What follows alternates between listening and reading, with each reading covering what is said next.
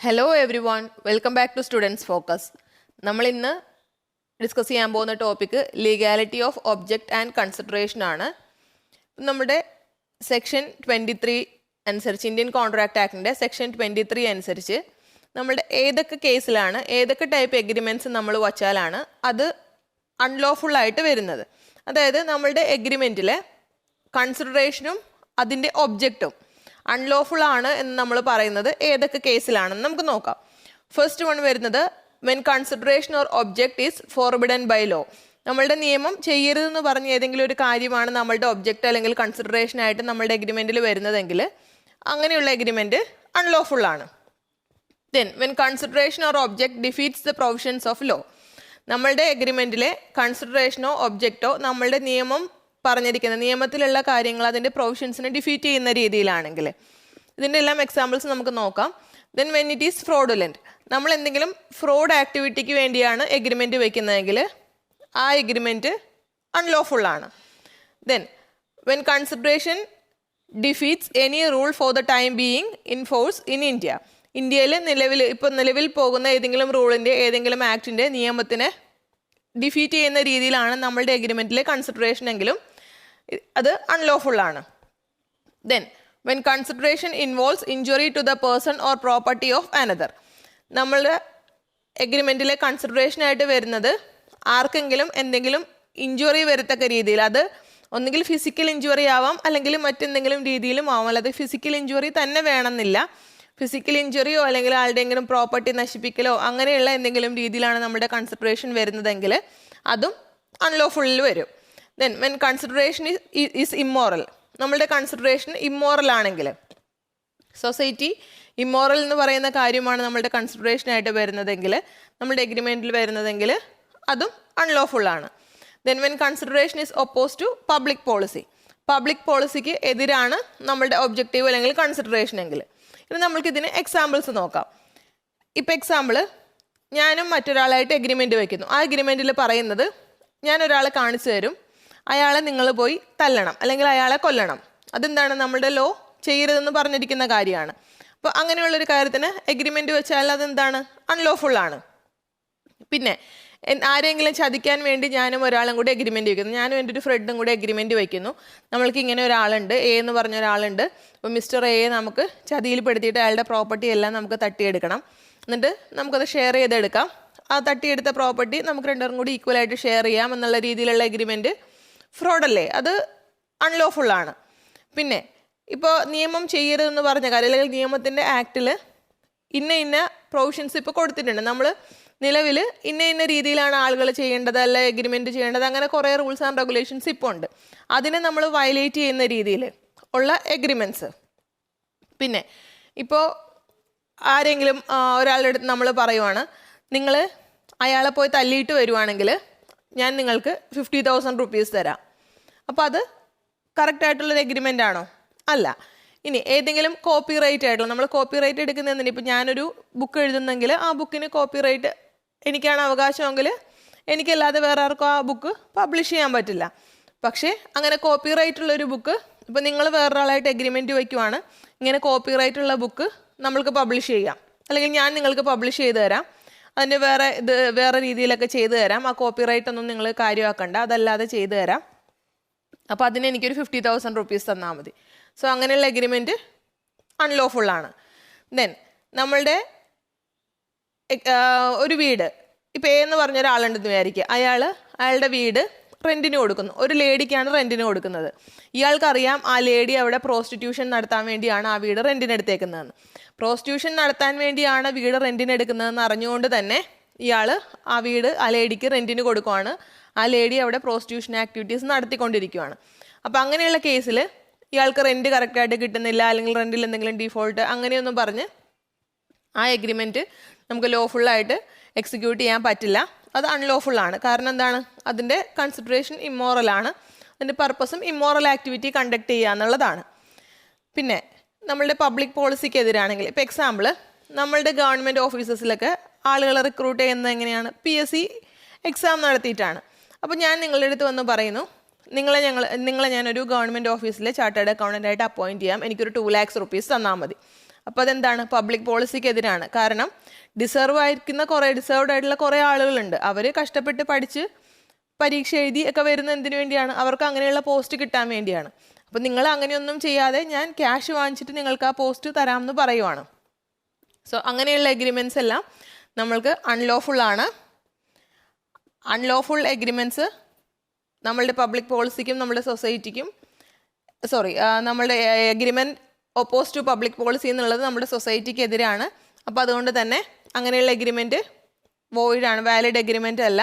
അപ്പോൾ നമ്മളുടെ ഈ മേൽ പറഞ്ഞ എല്ലാ കേസിലും നമ്മളുടെ ഒബ്ജക്റ്റ് അല്ലെങ്കിൽ നമ്മുടെ എഗ്രിമെൻറ്റിൽ ഒബ്ജക്റ്റോ കൺസിഡറേഷനോ ലോഫുൾ അല്ലെങ്കിൽ അൺലോഫുൾ ആണെങ്കിൽ ആ എഗ്രിമെൻറ്റ്സ് എല്ലാം നമ്മൾക്ക് വോയിഡാണ്. ഇനി നമ്മളിപ്പോൾ agreements oppose to public policy പറഞ്ഞു. Agreements oppose to public policy ഏതൊക്കെയാണ് വരുന്നതെന്ന് നമുക്ക് നോക്കാം. അതിൽ ഫസ്റ്റ് വൺ വരുന്നത് trading with enemy. Trading with enemy എന്ന് പറഞ്ഞാൽ നമ്മുടെ ഏലിയൻ എനിമി. നമ്മൾ നേരത്തെ കോൺട്രാക്റ്റിൻ്റെ എസെൻഷ്യൽസ് പഠിച്ചപ്പോൾ നമ്മളതിൽ പഠിച്ചിരുന്നു. ട്രേഡിംഗ് വിത്ത് ഏലിയൻ എനിമി നമ്മൾക്ക് ചെയ്യാനായിട്ട് സാധിക്കില്ല. ഏലിയൻ എനിമി എന്ന് പറഞ്ഞാലാണ് നമ്മുടെ രാജ്യം മറ്റേതെങ്കിലും രാജ്യമായിട്ട് വാർ ഒഫീഷ്യലി ഡിക്ലെയർ ചെയ്തിട്ടുണ്ടെങ്കിൽ അല്ലെങ്കിൽ വാറിന് സമാനമായൊരു സാഹചര്യമാണ് നിൽക്കുന്നതെങ്കിൽ, അപ്പോൾ അങ്ങനെയുള്ളൊരു അവസ്ഥയിൽ ആ രാജ്യത്തെ ആളുകൾ എന്ന് പറഞ്ഞാൽ നമ്മുടെ ഏലിയൻ എനിമീസാണ്. അപ്പോൾ നമ്മളുടെ രാജ്യത്തിൻ്റെ സെൻട്രൽ ഗവൺമെൻറ്റിൻ്റെ CGയുടെ പെർട്ടിക്കുലർ പെർമിഷൻ ഇല്ലാതെ നമ്മൾക്ക് അങ്ങനെയുള്ളവരുമായിട്ട് കോൺട്രാക്ട്സിൽ എൻ്റർ ചെയ്യാനായിട്ട് സാധിക്കില്ല. കാരണം എന്താണ്? അത് പബ്ലിക് പോളിസിക്ക് എതിരാണ്, രാജ്യത്തിന് എതിരാണ്. സോ ട്രേഡിംഗ് വിത്ത് ഏലിയൻ എനിമി നമ്മുടെ എഗ്രിമെൻ്റ് ഒപ്പോസ് ടു പബ്ലിക് പോളിസിയിൽ വരുന്നതാണ്. ദെൻ വേറൊരു കേസ് പറയാം. ഇപ്പോൾ A-B-യെ കൊല്ലുന്നത് C കണ്ടു എന്ന് വിചാരിക്കുക. സിയുടെ മുമ്പിൽ വെച്ചാണ് A-B-യെ കൊല്ലുന്നത്.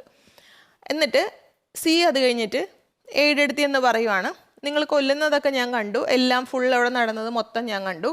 അപ്പോൾ ഞാനത് പോലീസിൽ പറയാതിരിക്കണമെങ്കിൽ, അതായത് ലീഗലി നിങ്ങൾക്കെതിരായിട്ട് ഞാൻ മൂവ് ചെയ്യാതിരിക്കണം എന്നുണ്ടെങ്കിൽ നിങ്ങൾ എനിക്കൊരു 10 lakhs rupees തരണം. അപ്പോൾ നിങ്ങൾ എനിക്കൊരു 10 lakhs rupees തരുവാണെങ്കിൽ ഞാനിവിടെ കണ്ട കാര്യമൊക്കെ ഇവിടെ തന്നെ മറന്നേക്കാം, ഞാൻ ആരോടും പറയില്ല. അങ്ങനെ പറഞ്ഞിട്ട് ഇവർ ഒരു എഗ്രിമെൻറ്റ് വയ്ക്കുവാണ്. അതെന്താണ്? സ്റ്റിഫ്ലിംഗ് പ്രോസിക്യൂഷനാണ്. കാരണം ശരിക്കും അങ്ങനെ ചെയ്ത ഒരാൾ മറ്റൊരാളെ കൊന്നെങ്കിൽ അയാൾക്ക് നിയമപരമായി ശിക്ഷ കിട്ടേണ്ടതാണ്.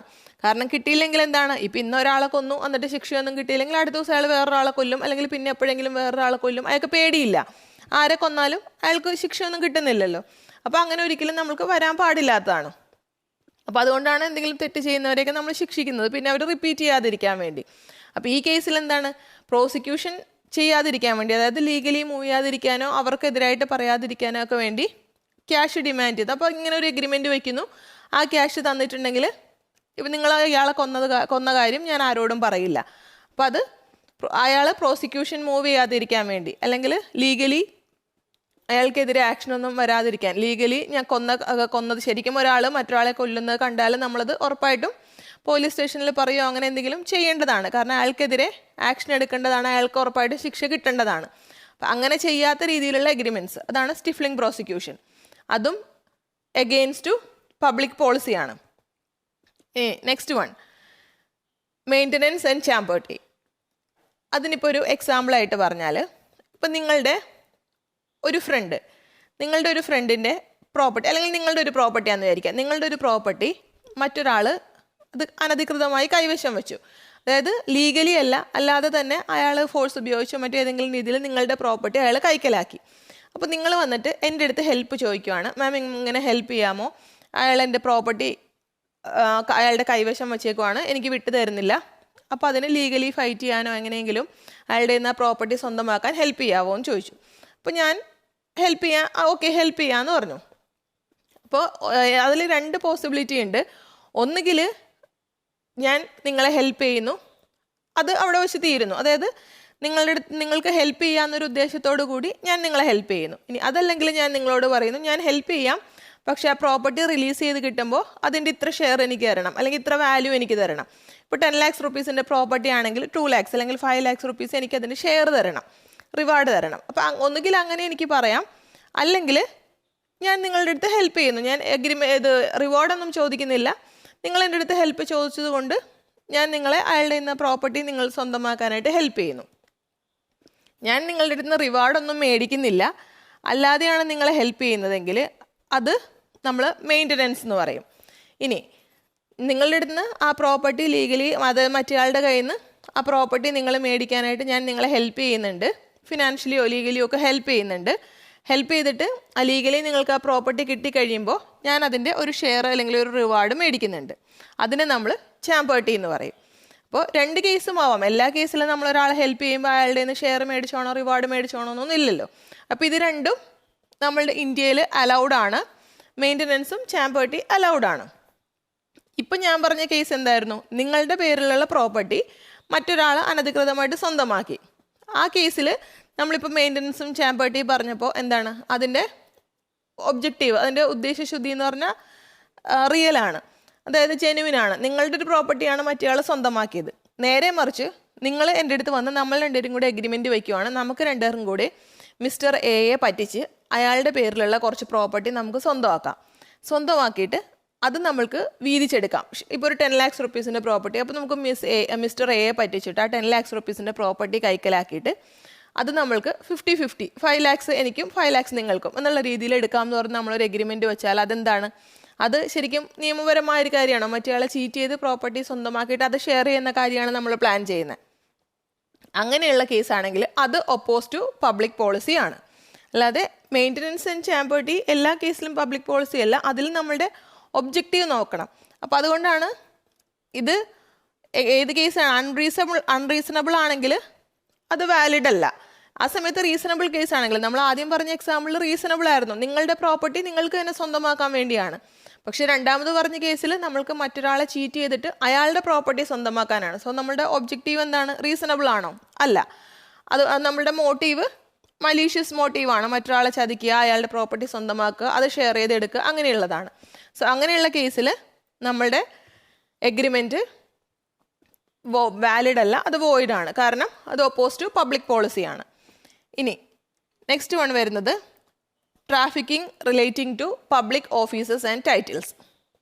ഇപ്പോൾ എക്സാമ്പിൾ, ഒരു ഇൻകം ടാക്സ് ഓഫീസറെ ഞാൻ ക്യാഷ് കൊടുത്തിട്ട് സ്വാധീനിക്കുന്നു. ഇപ്പോൾ എൻ്റെ പേരിൽ ഞാൻ ഇൻകം ടാക്സിൽ കുറേ വെട്ടിപ്പൊക്കെ നടത്തിയിട്ടുണ്ട്, കുറേ പൈസ ഞാൻ ഇൻകം ടാക്സിൽ അടയ്ക്കുന്നില്ല. അപ്പോൾ ഒരു ഇൻകം ടാക്സ് ഓഫീസർ അത് മനസ്സിലാക്കി, അപ്പോൾ ഞാൻ പുള്ളിയെടുത്ത് പറയുവാണ്, എന്നാൽ ഇത്ര രൂപ, ഞാനൊരു 5 lakhs റുപ്പീസ് തരാം, ഇത് ആരുടെടുത്തും പറയണ്ട. അപ്പോൾ അങ്ങനെയുള്ള ആക്ടിവിറ്റീസ്. അപ്പോൾ പബ്ലിക് ഓഫീസ് മീൻസ് ഒരു പബ്ലിക്, ശരിക്കും ഇൻകം ടാക്സ് ഓഫീസേഴ്സ് അവരെല്ലാം പബ്ലിക് സെർവൻസ് അല്ലേ, നമ്മളുടെ നാടിന് വേണ്ടി നന്നായിട്ട് വർക്ക് ചെയ്യുന്ന ആളുകളല്ലേ. അപ്പോൾ അങ്ങനെയുള്ളവരെ ഞാൻ സ്വാധീനിക്കുന്നു. ഇനി അതല്ലെങ്കിൽ ഏതെങ്കിലും ടൈറ്റിൽസ്, ഇപ്പോൾ പത്മഭൂഷൺ ഒരാൾക്കുണ്ട്, അപ്പോൾ അയാൾ പറയുകയാണ് എൻ്റെ പത്മഭൂഷൺ നിങ്ങൾക്ക് തരാം, എനിക്കൊരു 1 കോടി രൂപ തന്നാൽ മതി. അതെന്താണ്? അയാളുടെ ടൈറ്റിൽ അയാൾ വിൽക്കുവാണ് അല്ലെങ്കിൽ മറ്റൊരാൾക്ക് ട്രാൻസ്ഫർ ചെയ്യുവാണ്. അതൊന്നും ചെയ്യാൻ പാടില്ല. ഇനി വേറൊരു എക്സാമ്പിൾ പറഞ്ഞാൽ, ഒരാളിപ്പോൾ റിട്ടയർ ചെയ്യാറായിരിക്കുവാണ്, അയാൾക്ക് 2 years കൂടി ഉണ്ട് റിട്ടയർമെൻറ്റിന്. അപ്പോൾ ഞാൻ അയാളുടെ അടുത്ത് പറയുകയാണ്, ഇനി 2 years കൂടി അല്ലേ ഉള്ളൂ, 2 yearsനുള്ളിൽ റിട്ടയർ ആവില്ലേ, അപ്പോൾ അതുകൊണ്ട് ഇപ്പോൾ തന്നെ റിട്ടയർ ആയിക്കോ, ഞാനൊരു 2 lakhs റുപ്പീസ് തന്നേക്കാം, പകരം എനിക്ക് അവിടെ ജോലിക്ക് കയറാൻ വേണ്ടിയാണ്. അപ്പോൾ ഇമ്മീഡിയറ്റ്ലി 2 lakhs റുപ്പീസ് ഞാൻ തരാം, റിട്ടയർ ആയിക്കോ. അപ്പോൾ അതൊക്കെ എന്താണ്? ട്രാഫിക്കിംഗ് ആണ്. Trafficking relate to public officers ആണ് വരുന്നത്. അപ്പോൾ അങ്ങനെയുള്ള കേസിലൊക്കെ നമ്മൾ വെക്കുന്ന എഗ്രിമെൻറ്റ് എന്താണ്? വോയിഡ് എഗ്രിമെൻ്റ് ആണ്, because it is oppose to public policy. പിന്നെ നെക്സ്റ്റ് വൺ വരുന്നത് agreements tending to create monopolies. നമ്മളുടെ മോണോപ്പൊളി എന്ന് പറഞ്ഞാൽ എന്താ വരുന്നത്? ഇപ്പോൾ എക്സാമ്പിൾ, നമ്മളുടെ ഒരു മാർക്കറ്റിൽ ആകെ ഒരു സെല്ലർ മാത്രമേ ഉള്ളൂ എന്ന് വിചാരിക്കുക. അപ്പോൾ ആ സെല്ലർ മോണോപ്പൊളി ക്രിയേറ്റ് ചെയ്യുകയാണ്. അപ്പോൾ അതുകൊണ്ട് എന്താ നമുക്ക് പ്രശ്നം എന്ന് വെച്ചാൽ, ഇപ്പോൾ ആ സെല്ലർ ഇപ്പോൾ ABC എന്ന് പറഞ്ഞൊരു കമ്പനിയാണെന്ന് വിചാരിക്കുക. ആ ABC കമ്പനി ആ പ്രൊഡക്റ്റിന് എത്ര പ്രൈസ് ചാർജ് ചെയ്താലും നമ്മൾക്കത് മേടിച്ചേ പറ്റുള്ളൂ. കാരണം മാർക്കറ്റിലാകെ ആ ഒരൊറ്റ കമ്പനിയേ ഉള്ളൂ. നമ്മൾക്ക് ആ പ്രൊഡക്റ്റ് വാങ്ങിക്കാൻ വേറെ ആരെയും ഡിപ്പെൻഡ് ചെയ്യാൻ പറ്റില്ല. അപ്പോൾ അവർ എത്ര പ്രൈസ് ചാർജ് ചെയ്താലും, ഇപ്പോൾ 100 രൂപ ശരിക്കും വാല്യൂ ഉള്ളൊരു പ്രൊഡക്റ്റിന് അവർ 500 റുപ്പീസാണ് ഞങ്ങളുടെ പ്രൊഡക്റ്റിൻ്റെ റേറ്റ് എന്ന് പറഞ്ഞാൽ നമ്മൾക്ക് ആ 500 റുപ്പീസ് കൊടുത്തിട്ട് മേടിക്കാതെ പറ്റില്ല, നമ്മൾക്ക് വേറെ ഓപ്ഷൻ ഇല്ല. ഇനി അവർ തരുന്ന പ്രൊഡക്റ്റിൻ്റെ ക്വാളിറ്റി മോശമാണെങ്കിലും നമ്മൾക്ക് സഹിക്കുകയല്ലാതെ വേറെ നിവർത്തിയില്ല. ഇപ്പോൾ 2-3 ബിസിനസ് ഫേംസ് ഉണ്ട്, അല്ലെങ്കിൽ 2-3 കമ്പനി ഉണ്ടെങ്കിൽ നമ്മൾക്ക് ഒരാളുടെ പ്രൊഡക്റ്റ് ഇഷ്ടപ്പെട്ടില്ലെങ്കിൽ മറ്റേ അടുത്ത് പോയി പ്രൊഡക്റ്റ് വാങ്ങിക്കാം. പക്ഷേ മോണോപ്പൊളി ആണെങ്കിൽ ആകെ ഒരേ ഒരു കമ്പനിയേ ഉള്ളൂ എന്ന് നിങ്ങൾ വിചാരിക്കുക. അപ്പോൾ എന്ത് ചെയ്യണം? നമ്മൾക്ക് അയാളുടെ നിന്ന് തന്നെയല്ലേ പ്രൊഡക്റ്റ് മേടിക്കാൻ പറ്റുള്ളൂ. അപ്പോൾ അങ്ങനെയുള്ള എഗ്രിമെൻറ്റ്സ്, മോണോപ്പൊളി ക്രിയേറ്റ് ചെയ്യുന്ന രീതിയിലുള്ള എഗ്രിമെൻറ്റ്സ് നമ്മളുടെ ഒപ്പോസ് ടു പബ്ലിക് പോളിസിയാണ്. അതുകൊണ്ട് തന്നെ നമ്മൾക്ക് അങ്ങനെയുള്ള എഗ്രിമെൻറ്റ്സ് എന്താണ്? വാലിഡ് എഗ്രിമെൻ്റ് അല്ല, വോയിഡ് ആണ്. ദെൻ നെക്സ്റ്റ് വരുന്നത് മാരേജ് ബ്രോക്കറേജ് എഗ്രിമെൻറ്റ്സ്. നമ്മളുടെ ബ്രോക്കറേജ് ശരിക്കും എന്തിനാണ് വരുന്നത്? നമ്മൾ എന്തെങ്കിലും ബൈയിങ്ങോ സെല്ലിങ്ങോ ചെയ്യുമ്പോൾ നമ്മൾ ബ്രോക്കറേജ് കമ്മീഷൻ പേ ചെയ്യും. അങ്ങനെയല്ലേ ബ്രോക്കറേജ് എന്ന് പറഞ്ഞ ടേം വരുന്നത്.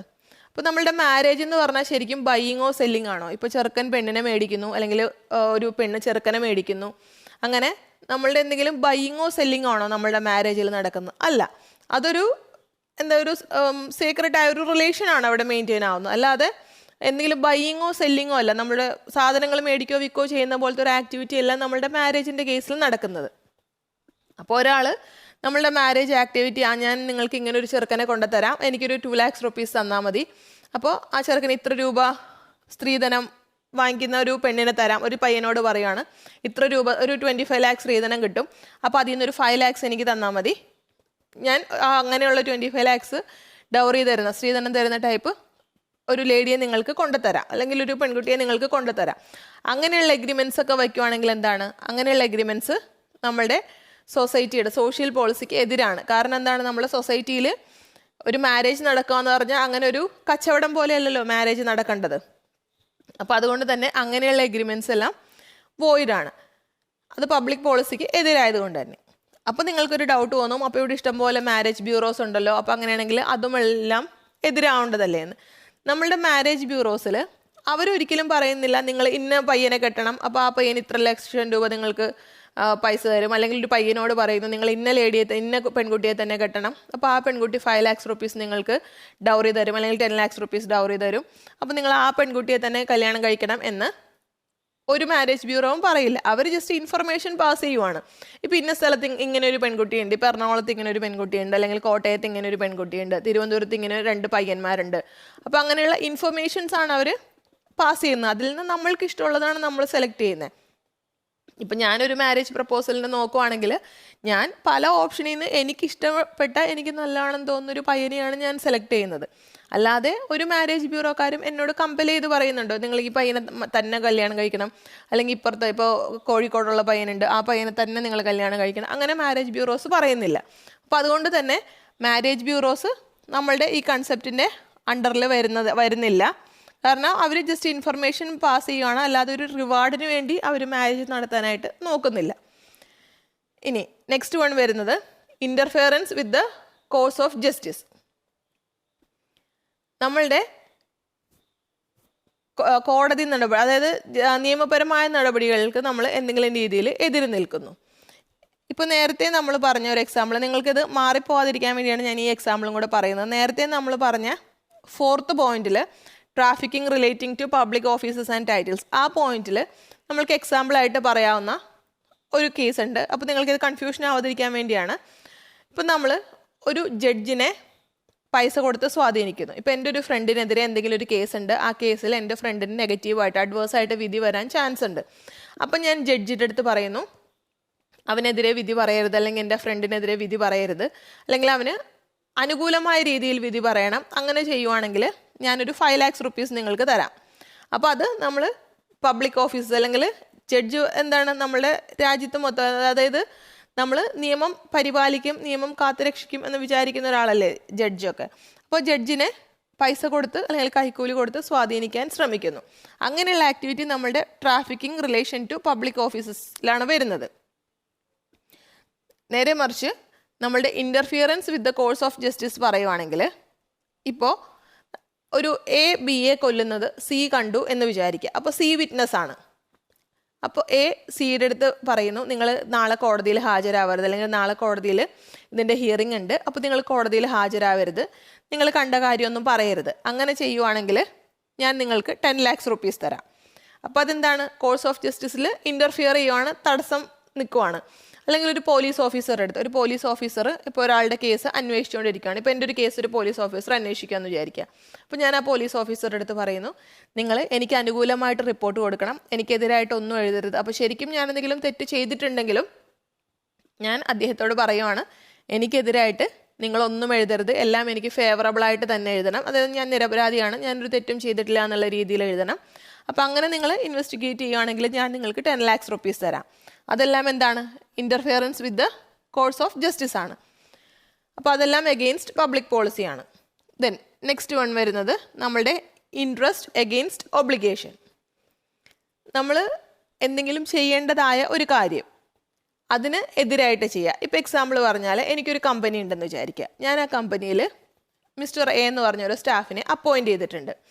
ആ സ്റ്റാഫിൻ്റെ ജോലി കമ്പനിയിൽ ആവശ്യമുള്ള സാധനങ്ങൾ തീരുന്നതനുസരിച്ച് നോക്കിയിട്ട് ഓർഡർ ചെയ്യുക, ബൈ ചെയ്യുക. അതിൻ്റെ ആരുടെ അടുത്തുനിന്നാണോ സാധനങ്ങൾ ബൈ ചെയ്യേണ്ടത് അതനുസരിച്ച് അവർക്ക് കോൺട്രാക്റ്റ് കൊടുക്കുക. അതെല്ലാമാണ് മിസ്റ്റർ എയുടെ ജോലി. അപ്പോൾ മിസ്റ്റർ എ കൊട്ടേഷൻസ് ഒന്നും സ്വീകരിക്കാതെ വേറെ ഒന്നും നോക്കാതെ മിസ്റ്റർ ബിയുടെ അടുത്ത് പറയുവാണ്, നിങ്ങൾ എനിക്കൊരു 5 lakhs rupees തരുവാണെങ്കിൽ ഇവിടുത്തെ കോൺട്രാക്റ്റ് മുഴുവൻ ഞാൻ നിങ്ങൾക്ക് തരാം, എല്ലാ സാധനം സപ്ലൈ ചെയ്യാനുള്ള കോൺട്രാക്റ്റും ഞാൻ നിങ്ങൾക്ക് തരാം. അപ്പോൾ ബി സപ്ലൈ ചെയ്യുന്ന സാധനങ്ങളുടെ ക്വാളിറ്റി ഒന്നും എ ചെക്ക് ചെയ്തിട്ടില്ല. ശരിക്കും ആ കമ്പനിയിൽ സാധനം വാങ്ങിക്കുമ്പോൾ നല്ല ക്വാളിറ്റി പ്രൊഡക്ട്സ് വാങ്ങിക്കണം. അത് കുറഞ്ഞ റേറ്റിൽ വാങ്ങിക്കാൻ വേണ്ടി നമ്മൾ കൊട്ടേഷൻസ് ഒക്കെ വിളിച്ചിട്ട് അതിൽ നിന്ന് നല്ലത് നോക്കി സെലക്ട് ചെയ്യുക. അതെല്ലാമാണ് എയുടെ ജോലി. പക്ഷേ എ എന്താ ചെയ്യുന്നത്? എക്ക് ക്യാഷ് കിട്ടാൻ വേണ്ടി ബിയുടെ അടുത്ത് പറയുന്നു, നിങ്ങൾ എനിക്ക് ക്യാഷ് വന്നാലും ഞാൻ ആ കോൺട്രാക്റ്റ് നിങ്ങൾക്ക് തന്നേക്കാം.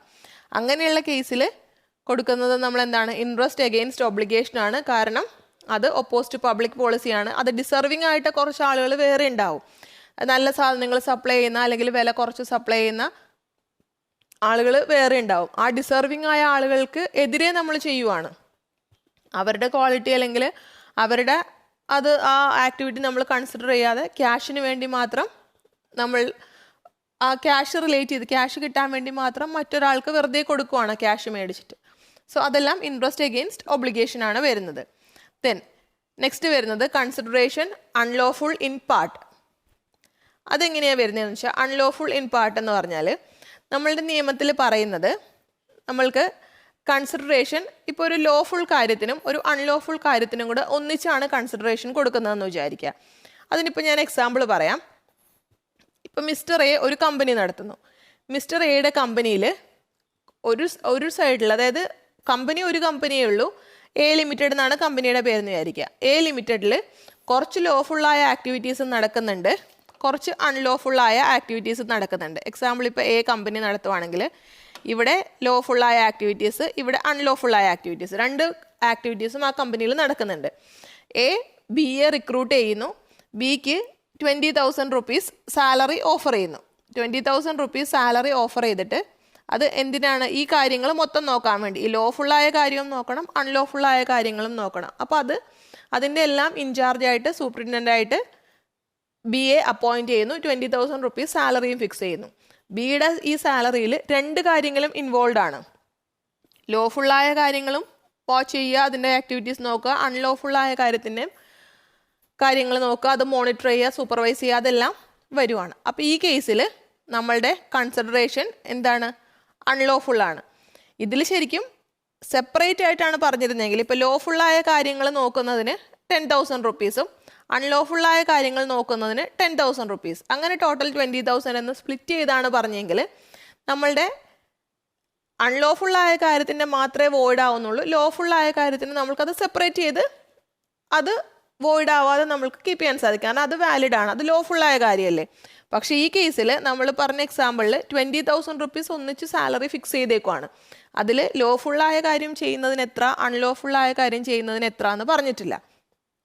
അപ്പം അങ്ങനെ നമ്മൾക്ക് സെപ്പറേറ്റ് ചെയ്യാൻ പറ്റുന്നില്ല എന്നുണ്ടെങ്കിൽ നമ്മളുടെ ടോട്ടലി ആ കൺസിഡറേഷൻ ടോട്ടലി അൺലോഫുൾ ആവുകയാണ്. ഇനി നമ്മൾക്ക് സെപ്പറേറ്റ് ചെയ്യാൻ പറ്റുമെന്നുണ്ടെങ്കിൽ 10,000 ലോഫുള്ളായ കാര്യത്തിനും 10,000 അൺലോഫുള്ളായ കാര്യത്തിനും അങ്ങനെ നമുക്ക് സെപ്പറേറ്റ് ചെയ്യാൻ പറ്റുമെന്നുണ്ടെങ്കിൽ ലോഫുള്ളായത് നമ്മളുടെ വാലിഡ് ആണ്, അൺലോഫുൾ ആണ് നമ്മളുടെ വോയിഡ് ആയിട്ട് വരുന്നത്. അപ്പോൾ കൺസിഡറേഷൻ അൺലോഫുൾ ഇൻ പാർട്ടും നമ്മളുടെ പബ്ലിക് പോളിസിക്ക് എതിരാണ്. അതുകൊണ്ട് നമുക്കത് സെപ്പറേറ്റ് ചെയ്യാൻ പറ്റുമെങ്കിൽ നമുക്ക് ഓക്കെ സെപ്പറേറ്റ് ചെയ്ത് ഡിവൈഡ് ചെയ്ത് എടുക്കാൻ പറ്റും. അതായത് ലോഫുള്ളായ കാര്യത്തിൻ്റെ വാലിഡായിട്ടും അൺലോഫുള്ളായ കാര്യത്തിൻ്റെ വോയിഡായിട്ടും നമുക്ക് സെപ്പറേറ്റ് ചെയ്യാം. പക്ഷെ സെപ്പറേറ്റ് ചെയ്യാൻ പറ്റാത്ത രീതിയിൽ ഒന്നിച്ചാണ് കിടക്കുന്നതെങ്കിലോ, ഇൻസെപ്പറബിൾ ആണെങ്കിൽ നമ്മൾക്ക് അറിയാൻ പറ്റില്ലല്ലോ ഏത് കാര്യത്തിനാണ് എത്രയാണ് കൊടുക്കുന്നതെന്ന്. ഇപ്പോൾ 20,000 എന്നൊരു എമൗണ്ട് ഒന്നിച്ചാണ് പറഞ്ഞെങ്കിൽ ചിലപ്പോൾ 12,000 ആവാം ലീഗലി ചെയ്യുന്ന കാര്യത്തിന്, അൺലോഫുൾ കാര്യത്തിന് ചിലപ്പോൾ 8,000 ഉള്ളായിരിക്കാം, ചിലപ്പോൾ നേരെ തിരിച്ചുമാവാം. അൺലോഫുള്ളിന് 12,000 ലോഫുള്ളായ കാര്യത്തിന് 8,000 ഉള്ളായിരിക്കും. അപ്പോൾ അങ്ങനെ പറയുമ്പോൾ നമുക്കത് സെപ്പറേറ്റ് ചെയ്യാൻ പറ്റില്ല. അപ്പം അങ്ങനെയുള്ള കേസിൽ അത് അൺലോഫുൾ ആണ്, ടോട്ടലി അൺലോഫുൾ ആയിട്ടാണ് ട്രീറ്റ് ചെയ്യുന്നത്. നെക്സ്റ്റ് നമ്മൾ നോക്കാൻ പോകുന്ന ടോപ്പിക്ക് വോയിഡ് എഗ്രിമെൻറ്റ്സ് ആണ്.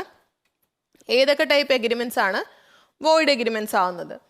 First one, agreement in restraint of marriage. Section 26 ആണ് അത് എക്സ്പ്ലെയിൻ ചെയ്യുന്നത്. അതായത് ഞാനിപ്പോൾ നിങ്ങളുടെ അടുത്ത് പറയുന്നു, നിങ്ങൾ ഈ ജീവിതത്തിൽ കല്യാണം കഴിക്കാനേ പാടില്ല. നിങ്ങളങ്ങനെ എൻ്റെ അടുത്ത് എഗ്രിമെൻറ്റ് വെക്കണം. നമുക്ക് അങ്ങനെ ഒരു എഗ്രിമെൻറ്റ് വെക്കാം. നിങ്ങളുടെ ഈ ലൈഫിൽ കല്യാണം കഴിക്കാനേ പാടില്ല. അതെന്താണ്? Agreement in restraint of marriage ആണ്. അത് വോയിഡ് എഗ്രിമെൻ്റ് ആണ്.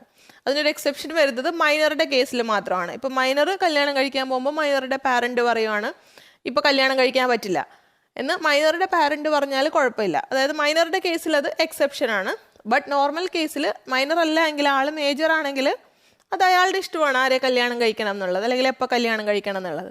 അപ്പോൾ നിങ്ങൾ ഒരിക്കലും കല്യാണം കഴിക്കാനേ പാടില്ല എന്ന് ഞാൻ നിങ്ങളുടെ അടുത്തൊരു എഗ്രിമെൻറ്റ് വെച്ചാൽ അതെന്താണ്? വോയിഡ് എഗ്രിമെൻ്റ് ആണ്. Then next one, agreement in restraint of trade. Section 27 ആണ് അത് പറയുന്നത്. അതിൻ്റെ ഡീറ്റെയിൽസ് എന്തൊക്കെയാണെന്ന് അതിൻ്റെ കാര്യങ്ങളെല്ലാം പറയുന്നത്. Agreement in restraint of trade എന്ന് പറഞ്ഞാൽ ഇപ്പോൾ അത് രണ്ട് രീതിയിലാവാം. ഒന്നുകിൽ ഞാൻ നിങ്ങളുടെ അടുത്ത് പറയുന്നു, ഇപ്പോൾ ഞാൻ എൻ്റെ ഏരിയയിൽ ഒരു സൂപ്പർ മാർക്കറ്റ് നടത്തുന്നുണ്ട്. അപ്പോൾ നിങ്ങളതിൻ്റെ അടുത്ത് സൂപ്പർ മാർക്കറ്റ് തുടങ്ങാൻ പോകുമ്പോൾ ഞാൻ നിങ്ങളുടെ അടുത്ത് പറയുന്നു, നിങ്ങളിവിടെ സൂപ്പർ മാർക്കറ്റ് തുടങ്ങരുത്, അപ്പോൾ അതെൻ്റെ ബിസിനസ്സിനെ അഫക്റ്റ് ചെയ്യും. നിങ്ങൾ കുറച്ച് ഒരു 2 കിലോമീറ്റർ അപ്പുറത്ത് സ്റ്റാർട്ട് ചെയ്തോളൂ. അപ്പോൾ അങ്ങനെ വേണമെങ്കിൽ എനിക്ക് നിങ്ങളുടെ അടുത്ത് എഗ്രിമെൻറ്റ് വയ്ക്കാം. അതിൽ ഞാൻ നിങ്ങളോട് ബിസിനസ് ചെയ്യാനേ പാടില്ല എന്ന് പറഞ്ഞിട്ടില്ല. എൻ്റെ ബിസിനസ് ഫേമിൻ്റെ തൊട്ടടുത്ത് ചെയ്യരുത്, കുറച്ചങ്ങ് മാറ്റി ചെയ്യണം എന്നുള്ള രീതിയിലാണ് ഞാൻ എഗ്രിമെൻറ്റ് വയ്ക്കുന്നത്. അങ്ങനെയുള്ള കേസിൽ അത് വാലിഡ് ആണ്. ആ സമയത്ത് ഞാൻ നിങ്ങളുടെ അടുത്ത് പറയുകയാണ്, നിങ്ങൾ ബിസിനസ് ചെയ്യാനേ പാടില്ല, നിങ്ങൾ ബിസിനസ് ചെയ്യുന്നതിനോട് എനിക്ക് താല്പര്യമില്ല, അപ്പോൾ നിങ്ങൾ ബിസിനസ് ചെയ്യാനേ പാടില്ല എന്ന് പറഞ്ഞ് എനിക്കൊരു എഗ്രിമെൻറ്റ് വെച്ച് തരണം എന്ന് പറഞ്ഞാൽ അത് വോയിഡ് എഗ്രിമെൻ്റ് ആണ്. കാരണം അത് എല്ലാവർക്കും അവർക്ക് ഇഷ്ടമുള്ള കാര്യങ്ങൾ ചെയ്യാനോ അല്ലെങ്കിൽ അവർക്ക് ബിസിനസ് തുടങ്ങാനോ ഒക്കെ റൈറ്റ് ഇല്ലേ. അപ്പോൾ ഞാനതിനെ തടുക്കുമല്ലേ, അത് ചെയ്യരുതെന്ന് പറയുമ്പോൾ അതിനെ ഞാൻ തടുക്കുവാണ് ചെയ്യുന്നത്.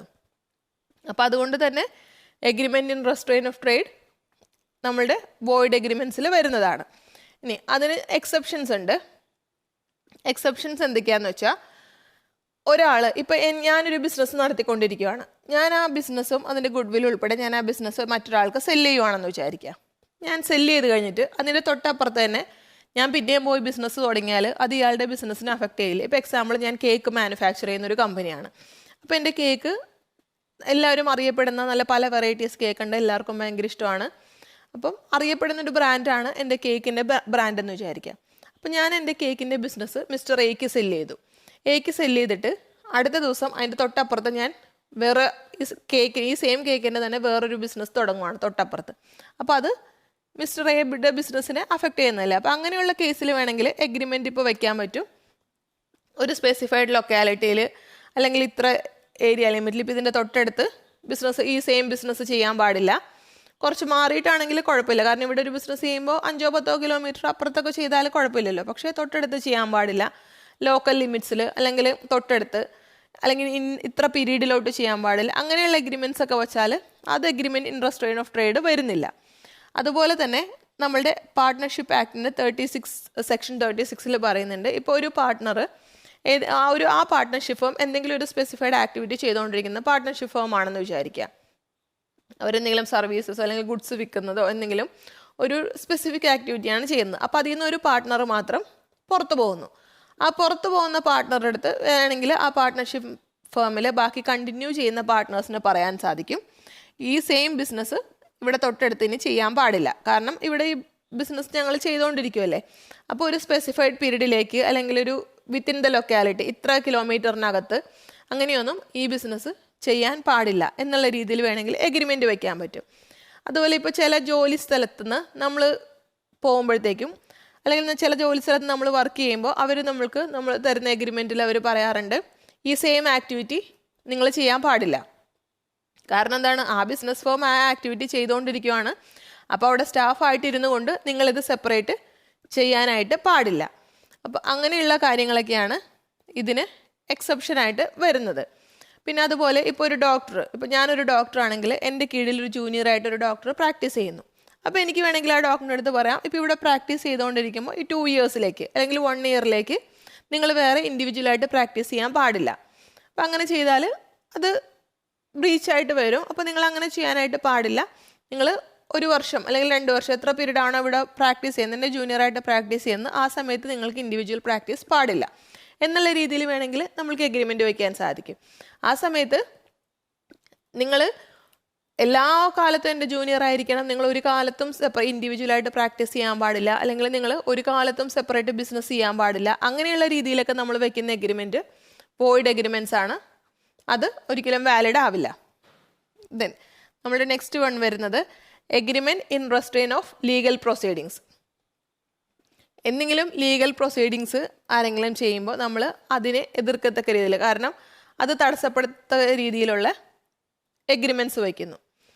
അതിനിപ്പോൾ എക്സാമ്പിൾ പറഞ്ഞാൽ, ഞാൻ നിങ്ങളുടെ കുറച്ച് എന്തെങ്കിലും ഐറ്റം ഞാൻ കുറച്ച് കട്ടെടുത്തു എന്ന് വിചാരിക്കാം, ഗോൾഡ്, നിങ്ങളുടെ കുറച്ച് ഗോൾഡ് ഞാൻ എടുത്തു. അത് കഴിഞ്ഞിട്ട് നിങ്ങൾ കേസ് കൊടുക്കാൻ പോകുമ്പോൾ ഞാൻ നിങ്ങളുടെ അടുത്ത് പറയുവാണ്, നിങ്ങൾ കേസ് കൊടുക്കരുത്, ഞാൻ അതിൻ്റെ വാല്യൂ തിരിച്ചു തന്നേക്കാം, അല്ലെങ്കിൽ ആ ഗോൾഡ് ഞാൻ തിരിച്ചു തരാം, അതുകൊണ്ട് നിങ്ങൾ എനിക്കെതിരെ കേസ് കൊടുക്കാൻ പാടില്ല, കേസ് കൊടുക്കാതിരുന്നാലും ഞാനത് തിരിച്ചു തരാം. അങ്ങനെ ചെയ്യുന്നത് ശരിക്കും ശരിയായ ആക്ടിവിറ്റി ആണോ? അല്ല. ഒരാൾ കട്ടിട്ടുണ്ടെങ്കിൽ അല്ലെങ്കിൽ കള്ളത്തരം കാണിച്ചാൽ അയാൾ അതിൻ്റെ ശിക്ഷ അനുഭവിക്കണം, എന്നാലല്ലേ അയാൾ പിന്നെ അത് റിപ്പീറ്റ് ചെയ്യാതിരിക്കുള്ളൂ. അപ്പോൾ ഇപ്പം നിങ്ങളത് തിരിച്ചു വാങ്ങിച്ചിട്ട് പറയാതിരുന്നാൽ അടുത്തത് പ്രാവശ്യം മറ്റൊരാളുടെ നിന്ന് കേൾക്കും, അല്ലെങ്കിൽ ചിലപ്പോൾ അയാൾ അറിയും, ചിലപ്പോൾ അയാൾ അറിയില്ല. അപ്പോൾ അങ്ങനെയുള്ള നമ്മുടെ ലീഗൽ പ്രൊസീഡിങ്സ് തടസ്സപ്പെടുത്തക്ക രീതിയിലുള്ള എഗ്രിമെൻറ്റ്സ് നമ്മളുടെ വോയിഡ് എഗ്രിമെൻറ്റ്സിൽ വരുന്നതാണ്. അത് സെക്ഷൻ 28 ആണ് അത് എക്സ്പ്ലെയിൻ ചെയ്തിരിക്കുന്നത്. ഇനി fourth one, agreement the meaning of which is uncertain. Section 29 explain ചെയ്തിരിക്കുന്ന അനുസരിച്ച് അത് അൺസർട്ടൺ ആയ കാര്യങ്ങൾക്കുള്ള, അല്ലെങ്കിൽ അതിൽ ടേംസ് ആൻഡ് കണ്ടീഷൻസോ അതിൽ പറഞ്ഞിരിക്കുന്ന കാര്യങ്ങൾ അൺസർട്ടൺ ആണെങ്കിൽ അങ്ങനെയുള്ള എഗ്രിമെൻറ്റ്സ് വോയിഡ് എഗ്രിമെൻറ്റ്സ് ആണ്. ഇപ്പോൾ എക്സാമ്പിൾ, ഞാൻ നിങ്ങളുടെ അടുത്ത് പറയുന്നു, ഞാൻ നിങ്ങൾക്ക് കുറച്ച് എണ്ണ സപ്ലൈ ചെയ്യാം എന്ന് ഒരു എഗ്രിമെൻറ്റ് വെക്കുന്നു എന്ന് വിചാരിക്കുക. ആ കുറച്ച് എണ്ണ എന്ന് പറഞ്ഞാൽ എത്ര ക്വാണ്ടിറ്റിയാണ്? അത് സർട്ടൺ ആണോ? അല്ല. ഇനി എന്തെണ്ണയാണ്? വെളിച്ചെണ്ണയാണോ, പാം ഓയിലാണോ, അതോ മറ്റ് കടുകെണ്ണ, അങ്ങനെ മറ്റേതെങ്കിലും ടൈപ്പ് എണ്ണയാണോ? അതും പറഞ്ഞിട്ടില്ല. ഞാൻ നിങ്ങൾക്ക് കുറച്ച് എണ്ണ സപ്ലൈ ചെയ്യാന്ന് പറഞ്ഞാൽ അതിലെ കണ്ടീഷൻസ്, അതിൽ പറഞ്ഞിരിക്കുന്ന കാര്യങ്ങളൊന്നും സർട്ടൺ അല്ല. അപ്പോൾ അതുകൊണ്ട് അങ്ങനെയുള്ള എഗ്രിമെൻറ്റ്സ് എന്താണ്? നമ്മുടെ വോയിഡ് എഗ്രിമെൻറ്റ്സ് ആണ്. ആ സമയത്ത് ഇപ്പം നിങ്ങൾ വെളിച്ചെണ്ണ മാത്രം ഡീൽ ചെയ്യുന്ന അല്ലെങ്കിൽ ഞാൻ വെളിച്ചെണ്ണ മാത്രം ഡീൽ ചെയ്യുന്ന ഒരാളാണെന്ന് വിചാരിക്കുക. വെളിച്ചെണ്ണ മാത്രമേ ഞാൻ ബിസിനസ് ചെയ്യുന്നുള്ളൂ. ഞാൻ നിങ്ങളുടെ അടുത്ത് പറയുവാണ്, ഞാൻ നിങ്ങൾക്കൊരു 10 ലിറ്റർ അല്ലെങ്കിൽ 10 kg ഓയിൽ തരാം എന്ന് പറഞ്ഞാൽ അത് ഇംപ്ലൈഡ് ആണ്. ഞാൻ ആ ഓയിൽ നിന്ന് എടുത്ത് പറഞ്ഞിട്ടില്ല, എന്ത് ടൈപ്പ് ഓയിലാണെന്ന് ഞാൻ പറഞ്ഞിട്ടില്ലെങ്കിലും ഞാൻ ഡീൽ ചെയ്യുന്നത് വെളിച്ചെണ്ണ മാത്രമാണ്, കോക്കനട്ട് ഓയിൽ മാത്രമാണ് ഞാൻ ഡീൽ ചെയ്യുന്നത്. സോ ഞാൻ സപ്ലൈ ചെയ്യുന്നതും അതായിരിക്കുമല്ലോ. അപ്പോൾ അത് സർട്ടൺ ആണ് എന്താണെന്ന് നമുക്ക് മനസ്സിലാക്കാൻ സാധിക്കും. ആ സമയത്ത് ഞാൻ പലതരം ഓയിൽ സപ്ലൈ ചെയ്യുന്ന ഒരാളാണ്, പലതരം ഓയിൽ ഡീൽ ചെയ്യുന്ന ഒരു ബിസിനസ്മാൻ ആണെങ്കിൽ ഞാൻ നിങ്ങളുടെ അടുത്ത് ഞാൻ നിങ്ങൾക്ക് 10 kg ഓയിൽ തരാം എന്ന് പറഞ്ഞാൽ അത് ഏത് ഓയിലാണെന്ന് ആ എഗ്രിമെൻറ്റിൽ പറയുന്നില്ല. സോ അതുകൊണ്ട് തന്നെ അതിൽ പറഞ്ഞിരിക്കുന്ന കാര്യങ്ങൾ, കണ്ടീഷൻസ് അൺസർട്ടൺ ആയതുകൊണ്ട് അങ്ങനെയുള്ള എഗ്രിമെൻറ്റ്സ് വോയിഡ് എഗ്രിമെൻറ്റ്സ് ആണ്. ദെൻ നെക്സ്റ്റ് വൺ വരുന്നത് വേജറിങ് കോൺട്രാക്ട്, വേജറിങ് എഗ്രിമെൻറ്റ്. സെക്ഷൻ 30 ആണ് അത് എക്സ്പ്ലെയിൻ ചെയ്തിരിക്കുന്നത്. അതായത് ഇപ്പോൾ എക്സാമ്പിൾ പറഞ്ഞാൽ, ഞാൻ നിങ്ങളുടെ അടുത്ത് ബെറ്റ് വയ്ക്കുന്നു, ഇന്ന് മഴ പെയ്യുവാണെങ്കിൽ ഞാൻ നിങ്ങൾക്ക് 50,000 rupees തരാം, ഇന്ന് മഴ പെയ്തില്ലെങ്കിൽ നിങ്ങൾ എനിക്ക് 50,000 rupees തരണം. അപ്പോൾ അതെന്താണ്?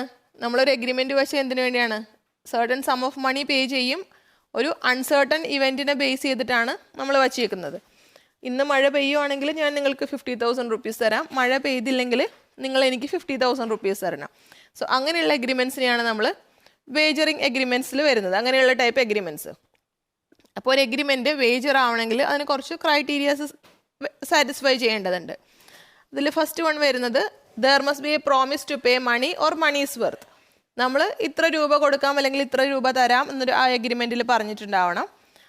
ഒന്നില്ലെങ്കിൽ ക്യാഷ് അല്ലെങ്കിൽ ക്യാഷിന് തുല്യമായ കാര്യങ്ങൾ. ഇപ്പോൾ ഞാൻ 1 lakh rupees തരാം എന്ന് വേണമെങ്കിൽ പറയാം, അല്ലെങ്കിൽ 1 lakh rupees വാല്യൂ ഉള്ള ഒരു ഗോൾഡ് നെക്ലസ് അല്ലെങ്കിൽ ഒരു ഡയമണ്ട് നെക്ലസ് തരാം, അങ്ങനെയുള്ള കാര്യങ്ങൾ നമ്മൾ പറഞ്ഞിട്ടുണ്ടാവണം. Then second one, promise must be conditional on an event happening or not happening. അതായത് ഇപ്പം നമ്മൾ പറഞ്ഞ എക്സാമ്പിളിൽ മഴ പെയ്യോ ഇല്ലേ എന്ന് നമ്മൾക്കറിയില്ല, മഴ പെയ്യുന്നതിനെ പറ്റിയാണ് നമ്മൾ ബെറ്റ് വെച്ചേക്കുന്നത്. മഴ പെയ്യുവാണെങ്കിൽ പൈസ തരാം, മഴ പെയ്യുന്നില്ല എങ്കിൽ പൈസ തരില്ല എന്നാണ് നമ്മൾ ബെറ്റ് വെച്ചിരിക്കുന്നത്. അപ്പോൾ അങ്ങനെ കണ്ടീഷണലായ ഒരു ആ ഇവൻറ്റ് നടക്കോ ഇല്ലയോ എന്നുള്ളതിനെ ബേസ് ചെയ്തായിരിക്കണം നമ്മൾ ഇത് വച്ചിട്ടുണ്ടാവേണ്ടത്. പിന്നെ there must B uncertainty of event. ആ ഇവൻറ്റ് അൺസർട്ടൺ ആയിരിക്കണം. ഈ രണ്ട് പാർട്ടീസിനും, അതായത് ആ എഗ്രിമെൻറ്റിൽ പെടുന്ന രണ്ട് പാർട്ടീസ്, ആ രണ്ട് പാർട്ടീസിനും അത് സർട്ടൺ ആയിട്ട് പറയാവുന്ന കാര്യമായിരിക്കരുത്. ഇപ്പം ഇന്ന് മഴ പെയ്യോ എന്ന് നിങ്ങൾക്കും ഉറപ്പിച്ച് പറയാൻ സാധിക്കില്ല, എനിക്കും ഉറപ്പിച്ച് പറയാൻ സാധിക്കില്ല. അപ്പോൾ ആരുടെയെങ്കിലും ഒരാളുടെ കൺട്രോളിലുള്ള കാര്യമാണെങ്കിൽ അത് വേജറിങ് എഗ്രിമെൻറ്റിൽ വരില്ല. അല്ലാതെ അൺസേർട്ടൺ ആണ്, രണ്ടുപേർക്കും അൺസേർട്ടൺ ആണ്, രണ്ടുപേരുടെയും കൺട്രോളിലുള്ള കാര്യമല്ല, രണ്ടുപേർക്കും സർട്ടനായിട്ട് അറിയാവുന്ന കാര്യമല്ല എങ്കിൽ അങ്ങനെയുള്ള എഗ്രിമെൻറ്റ്സ് നമ്മളുടെ വേജറിങ് എഗ്രിമെൻ്റ് ആയിട്ട് വരും. പിന്നെ ദർ മസ്റ്റ് ബി 2 പാർട്ടീസ്. അവർ ഒരാൾ വിൻ ചെയ്യാനും ഒരാൾ ലൂസ് ചെയ്യാനും സാധ്യതയുള്ള 2 പാർട്ടീസ് ആ എഗ്രിമെൻറ്റിൽ ഉണ്ടായിരിക്കണം. ഇപ്പോൾ നമ്മൾ പറഞ്ഞ എക്സാമ്പിൾ അതുപോലെയല്ലേ, മഴ പെയ്താൽ ഒരാൾക്ക് പൈസ കിട്ടും, മഴ പെയ്തില്ലെങ്കിൽ മറ്റൊരാൾക്ക് പൈസ കിട്ടും. അപ്പോൾ ഒരാൾ വിൻ ചെയ്യും, ഒരാൾ ലൂസ് ചെയ്യും. ഇനി there must be a common intention to bet at the timing of making such agreement. ആ ബെറ്റ് വയ്ക്കുന്ന സമയത്ത് രണ്ടുപേർക്കും ഒരു കോമൺ ഇൻറ്റൻഷൻ ഉണ്ടായിരിക്കണം ആ ബെറ്റ് വയ്ക്കുന്നതിനെ പറ്റി. Then 6th one, parties should have no interest in the event except for stake. ഇപ്പോൾ നമ്മളുടെ മഴ പെയ്യുന്ന എക്സാമ്പിളിലാണെങ്കിൽ മഴ പെയ്യുന്നതുകൊണ്ട് നമ്മൾക്ക് രണ്ടുപേർക്കും വേറെ ബെനിഫിറ്റോ അല്ലെങ്കിൽ അതിൽ വേറെ ഇൻട്രസ്റ്റ് ഇല്ല നമുക്ക്. ആ മഴ പെയ്താൽ, ഇപ്പോൾ ഞാൻ മഴ പെയ്താൽ നിങ്ങൾ എനിക്ക് ക്യാഷ് തരണം എന്ന് പറഞ്ഞാൽ മഴ പെയ്താൽ എനിക്ക് ക്യാഷ് കിട്ടും, ആ ബെറ്റിൻ്റെ ബെനിഫിറ്റ് എനിക്ക് കിട്ടുമെന്നല്ലാതെ വേറെ പാർട്ടീസിന് അതിൽ ഇൻട്രസ്റ്റ് ഉണ്ടാവരുത്. അതും അതിൻ്റെ ഒരു എസെൻഷ്യലാണ്. ദെൻ നെക്സ്റ്റ് വൺ വരുന്നത് ട്രാൻസാക്ഷൻ സിമിലർ ടു വേജർ. നമ്മൾ വേജറിന് സിമിലറായ ട്രാൻസാക്ഷൻ എന്തൊക്കെയാണ്, അങ്ങനെയുള്ള ടൈപ്പ് ട്രാൻസാക്ഷനാണ് നമ്മൾ നോക്കുന്നത്. അതായത് ഗാംബ്ലിംഗ് പോലെ വരുന്ന ട്രാൻസാക്ഷൻ. അതിൻ്റെ ഫസ്റ്റ് വൺ വരുന്നത് ലോട്ടറി ട്രാൻസാക്ഷൻ. ലോട്ടറി ട്രാൻസാക്ഷൻസിൽ നമ്മൾക്കറിയില്ലല്ലോ, നമ്മളിപ്പോൾ 10 ലോട്ടറി അവിടെ ഉണ്ടെങ്കിൽ അത് ഏത് ലോട്ടറിക്കാണ് പ്രൈസ് അടിക്കുന്നത്, ഏത് ലോട്ടറിക്കാണ് പ്രൈസ് കിട്ടാത്തത് എന്ന് നമ്മൾക്ക് സർട്ടനായിട്ട് അറിയില്ല. നമ്മൾ ഗാംബ്ലിംഗ് പോലെ അതിൽ നിന്ന് ഏതെങ്കിലും ഒന്ന് ചൂസ് ചെയ്യുവാണ്. അപ്പോൾ അങ്ങനെയുള്ള ആക്ടിവിറ്റി അത് വേജർ പോലെ തന്നെയാണ്, ഗാംബ്ലിംഗ് പോലെയാണ് വരുന്നത്. നമ്മൾക്ക് സർട്ടൻ അല്ല, അതിൻ്റെ ഔട്ട്കം എന്താണെന്ന് സർട്ടൻ അല്ല. Then second one, cross word puzzles and competitions. Cross word puzzles and competitions, എല്ലാ ക്രോസ് വേർഡ് പസിൽസും നമ്മളുടെ വേജറിങ് ട്രാൻസാക്ഷനായിട്ട് ട്രീറ്റ് ചെയ്യില്ല. നമ്മളുടെ ക്രോസ് വേർഡ് പസിൽ അല്ലെങ്കിൽ കോമ്പറ്റീഷൻസിൽ നമ്മൾക്ക് ബുദ്ധി അല്ലെങ്കിൽ നമ്മുടെ സ്കില്ല്, ഇൻ്റലിജൻസ് ഒന്നും യൂസ് ചെയ്യേണ്ടാത്ത ടൈപ്പാണ് വരുന്നതെങ്കിൽ അതിനെയാണ് നമ്മൾ വേജറിൻ്റെ കാറ്റഗറിയിൽ കൺസിഡർ ചെയ്യുന്നത്. നമ്മളുടെ ബുദ്ധിയോ സ്കില്ലോ ഇൻ്റലിജൻസോ എല്ലാം യൂസ് ചെയ്ത് ചെയ്യേണ്ട ടൈപ്പ് കോമ്പറ്റീഷൻസിനാണെങ്കിൽ അതിനെ നമ്മൾ വേജറിൻ്റെ കാറ്റഗറിയിൽ ഇൻക്ലൂഡ് ചെയ്യുന്നില്ല. അപ്പോൾ നമ്മളുടെ പ്രൈസ് കോമ്പറ്റീഷൻ ആക്ട് 1955 അനുസരിച്ച് നമ്മളുടെ ഏതെങ്കിലും കോമ്പറ്റീഷൻ്റെ, ഇപ്പോൾ സ്കില്ലൊന്നും യൂസ് ചെയ്യേണ്ടാത്ത ടൈപ്പ് ഏതെങ്കിലും എഗ്രിമെൻറ്റ്സ്, ഏതെങ്കിലും കോമ്പറ്റീഷൻസിൽ നമ്മളുടെ പ്രൈസ് മണി 1000 rupeesന് മേളിൽ എക്സീഡ് ആവുകയാണെങ്കിൽ ആ കേസിൽ എന്താണ് നമ്മൾ എഗ്രിമെൻ്റ്, നമ്മുടെ ആക്ട് എന്താ പറഞ്ഞേക്കുന്നത്, prize competition act 1955, prize competitions in games of skill are not wager provided the prize money does not exceed ₹1000. 1000 rupeesന് മേളിൽ എക്സീഡ് ആവുകയാണെങ്കിൽ നമ്മൾ അത് കൺസിഡർ ചെയ്യില്ല. 1000 rupeesൽ താഴെയാണെങ്കിൽ അത് വേജറിങ് കോൺട്രാക്റ്റ് അല്ല, കാരണം സ്കില്ല് യൂസ് ചെയ്താണ് ചെയ്യുന്നത്, പ്രൈസ് മണി 1000 rupeesൽ താഴെയുള്ളൂ. ആ സമയത്ത് 1000 rupeesന് മേളിലാണ് പ്രൈസ് മണി വരുന്നതെങ്കിൽ അത് നമ്മൾ വേജറിൽ ഇൻക്ലൂഡ് ചെയ്യും. ഇപ്പോൾ ചിലപ്പോൾ നമ്മൾക്ക് ബുക്സിൽ അല്ലെങ്കിൽ ഈ ന്യൂസ് പേപ്പറിലെ മാഗസീൻസിലൊക്കെ ക്രോസ് വേർഡ് പസിൽസും ഓരോ ഇത് സോൾവ് ചെയ്യാൻ അങ്ങനത്തെ രീതിയിലൊക്കെ വരില്ലേ. അപ്പോൾ അതിൽ നമ്മൾക്ക് ചിലത് നമ്മുടെ ഇൻ്റലിജൻസ് ഒക്കെ യൂസ് ചെയ്ത് ചെയ്യേണ്ടതുണ്ടാവാം, ചിലത് അങ്ങനെയൊന്നും ഇല്ലാതെ നമ്മൾ ഈ കറക്കി കുത്തുക എന്ന് പറയുന്ന പോലെ അങ്ങനെ നമ്മൾക്ക് ചെയ്ത് പ്രൈസ് കിട്ടുന്ന ടൈപ്പും ഉണ്ടാവാം. അപ്പോൾ കറക്കി കുത്തുന്ന രീതിയിലുള്ള ആക്ടിവിറ്റീസൊക്കെ ആണെങ്കിൽ നമ്മൾ സ്കില്ലും ഇൻ്റലിജൻസൊക്കെ യൂസ് ചെയ്യേണ്ടാത്ത കോമ്പറ്റീഷൻസൊക്കെ ആണെങ്കിൽ അതാണ് വേജറിൽ വരുന്നത്. ഇനി അടുത്തത് വരുന്നത് സ്പെക്കുലേറ്റീവ് ട്രാൻസാക്ഷൻ.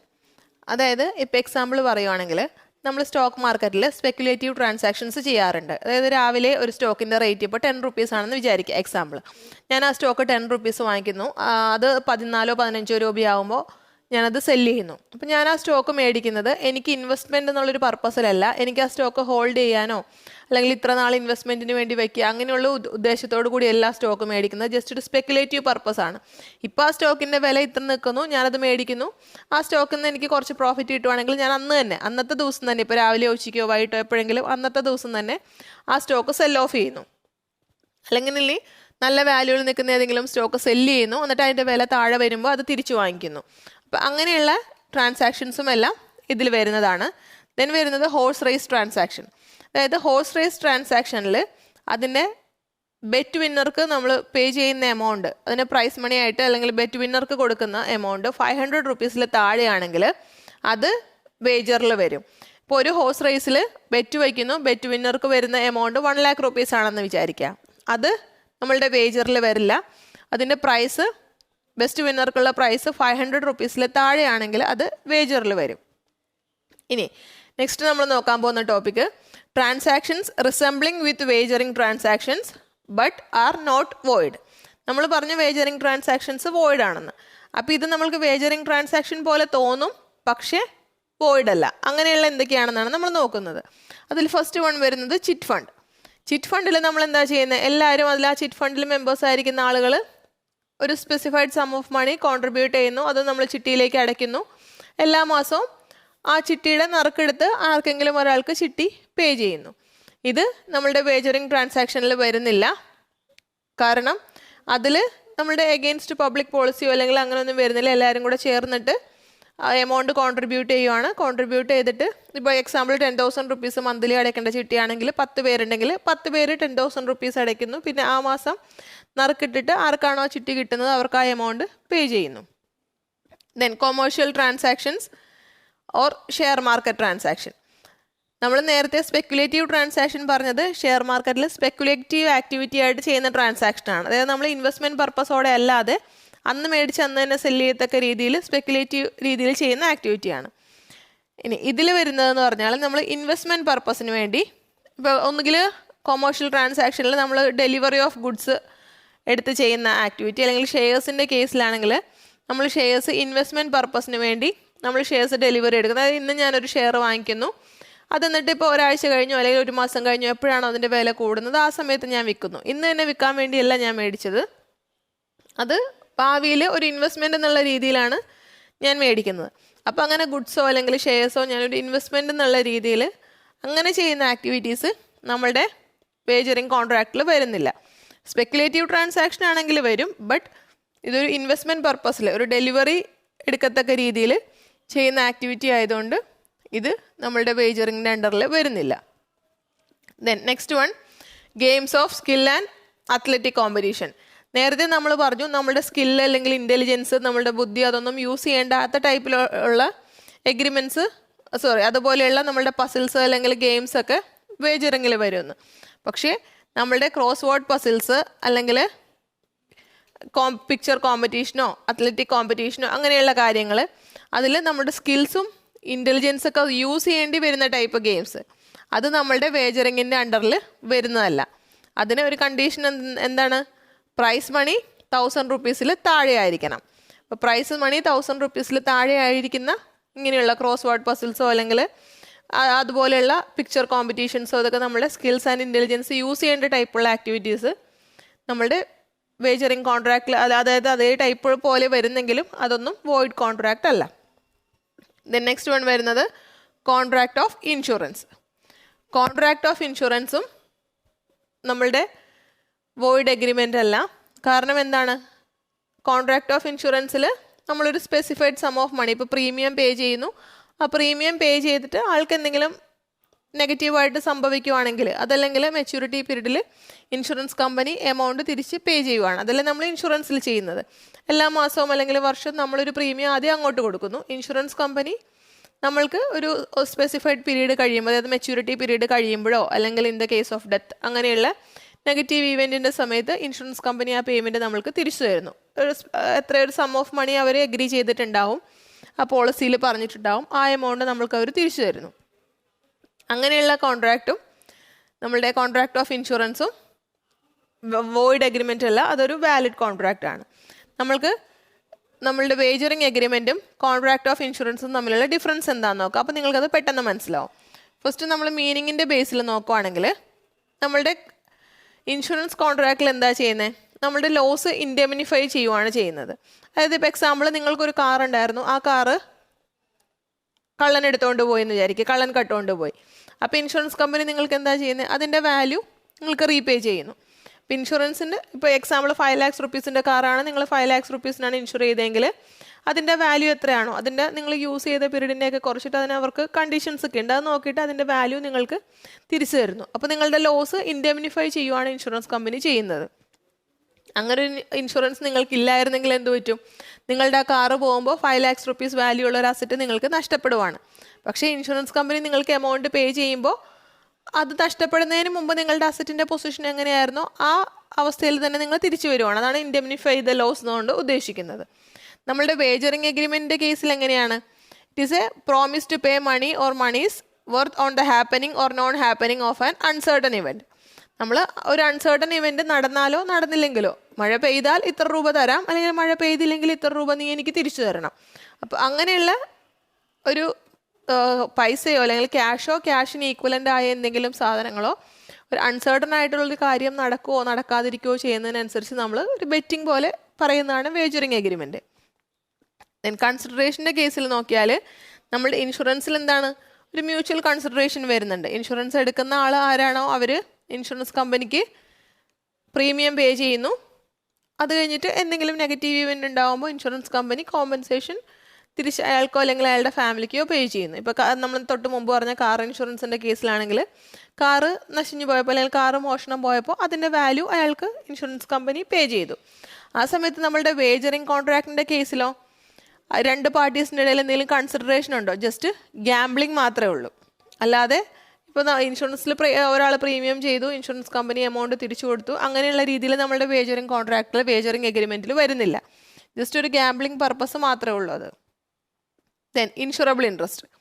ഇൻഷുറബിൾ ഇൻട്രസ്റ്റിൻ്റെ ബേസിൽ നോക്കുവാണെങ്കിൽ insured party has insurable interest in the life or property sought to be insured. അതായത് ഞാനിപ്പോൾ എൻ്റെ ഒരു വീട് ഇൻഷുർ ചെയ്യുന്നു, അല്ലെങ്കിൽ എൻ്റെ കാർ ഇൻഷുർ ചെയ്യുന്നു, അല്ലെങ്കിൽ എൻ്റെ ലൈഫ് ഇൻഷുർ ചെയ്യുന്നു.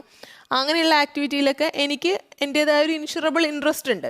അതുകൊണ്ടാണ് ഞാനത് ഇൻഷുർ ചെയ്യുന്നത്. അല്ലെങ്കിൽ എൻ്റെ മകൻ്റെയോ എൻ്റെ ഹസ്ബൻഡിൻ്റെയോ അല്ലെങ്കിൽ അങ്ങനെ ആരുടെയെങ്കിലുമൊക്കെ എനിക്ക് അത്ര ഇൻഷുറബിൾ ഇൻട്രസ്റ്റ് ഉള്ള പ്രോപ്പർട്ടിയാണ് അല്ലെങ്കിൽ അങ്ങനെ ഒരു ലൈഫാണ് ഞാൻ ഇൻഷുർ ചെയ്യുന്നത്.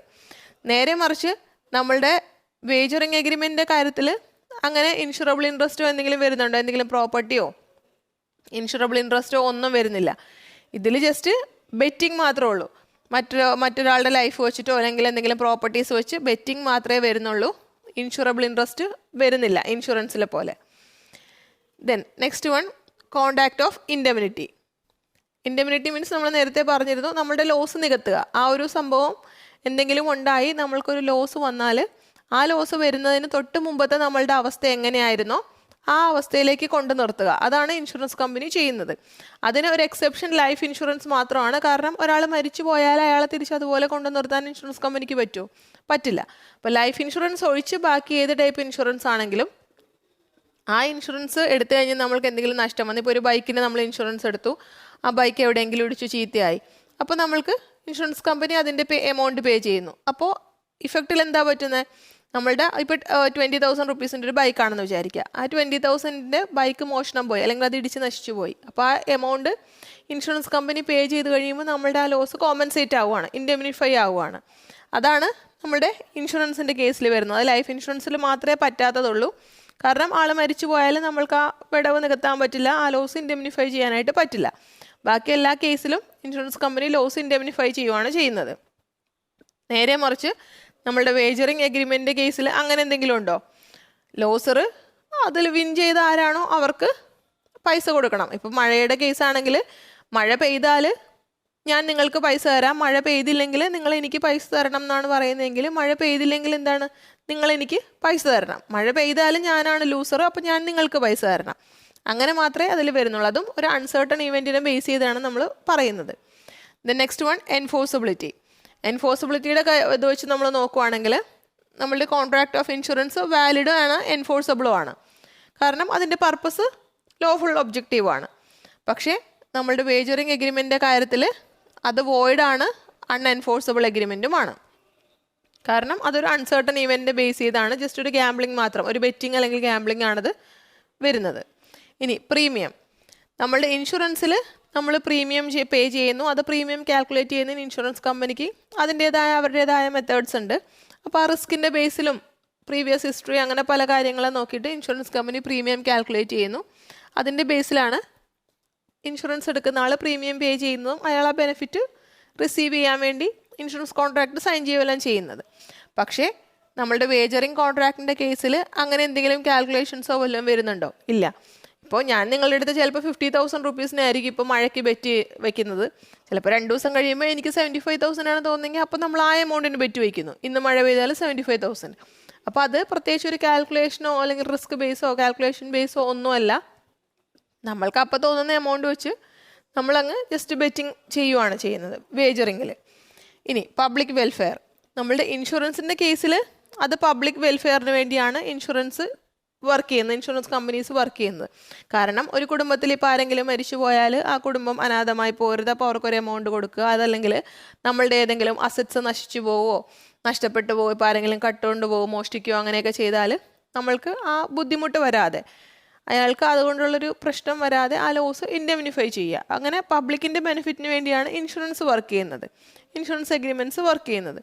ആ സമയത്ത് നമ്മളുടെ വേജറിങ് എഗ്രിമെൻറ്റ് പബ്ലിക് സപ്പോർട്ടിന് വേണ്ടി അല്ലെങ്കിൽ പബ്ലിക്കിൻ്റെ ബെനിഫിറ്റിന് വേണ്ടി സൊസൈറ്റിയുടെ ബെനിഫിറ്റിന് വേണ്ടിയാണോ വർക്ക് ചെയ്യുന്നത്? അല്ല. അതുകൊണ്ട് തന്നെ അത് പബ്ലിക് വെൽഫെയറിന് എതിരാണ് നമ്മളുടെ വേജറിങ് എഗ്രിമെൻറ്റ്സ്. അപ്പോൾ ഇത്രയുമാണ് നമ്മളുടെ വേജറിങ് എഗ്രിമെൻറ്റ്സും ഇൻഷുറൻസ് കോൺട്രാക്റ്റും തമ്മിലുള്ള ഡിഫറൻസ്. നമ്മൾ ഇതോടുകൂടി യൂണിറ്റ് 3 കംപ്ലീറ്റ് ആയി. നെക്സ്റ്റ് വീഡിയോയിൽ നമ്മൾ യൂണിറ്റ് 4 സ്റ്റാർട്ട് ചെയ്യും. സോ അതുവരെ നന്നായി പഠിക്കുക. Thank you.